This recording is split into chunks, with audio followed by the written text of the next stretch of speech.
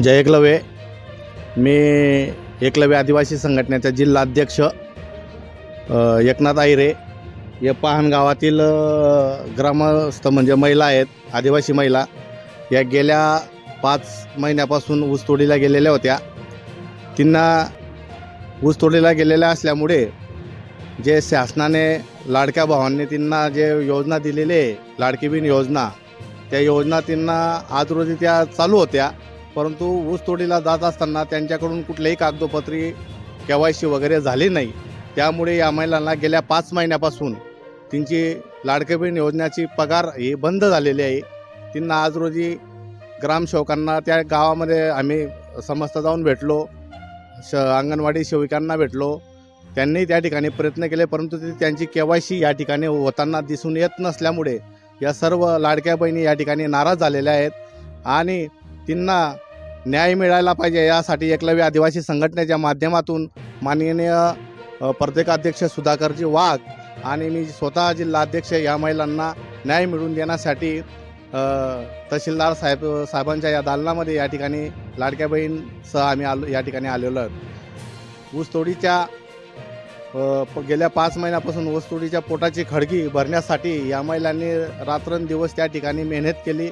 परंतु तिथून ऊस तोडून आता त्या महिनाभरापासून गावात आलेले आहेत आणि त्यांना ती पगार मिळत नसल्यामुळे त्यांची हळहळ या ठिकाणी होत असून तर शासनाला माझी एवढीच विनंती आहे की या लाडक्या बहिणींच्या तालुक्यामध्ये अशा बऱ्याचशा आदिवासी महिला आहेत की त्यांच्या KYC करून त्यांची लाडकी बहीण योजना परत चालू व्हावी, हीच मी या ठिकाणी विनंती करतो. धन्यवाद.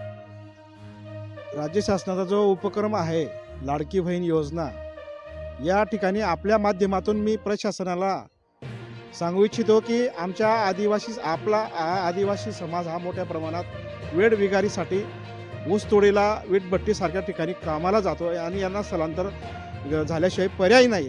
हे गेल्या 4-5 महिन्यापासून ऊसतोड कामगार म्हणून कामासाठी बाहेरगावी स्थलांतर झाले होते.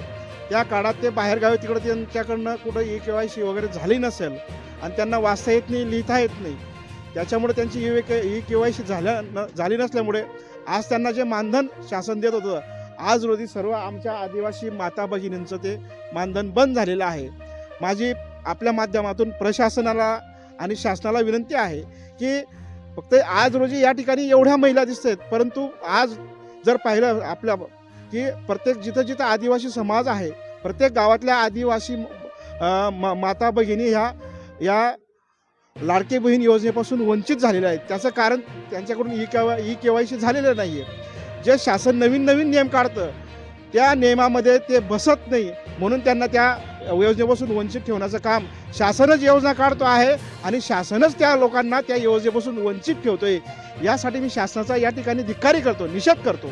तुम्ही योजनाच देता कशा आहेत? आज हे गोरगरीब लोक माता भगिनी आहेत, यांना गरज आहे.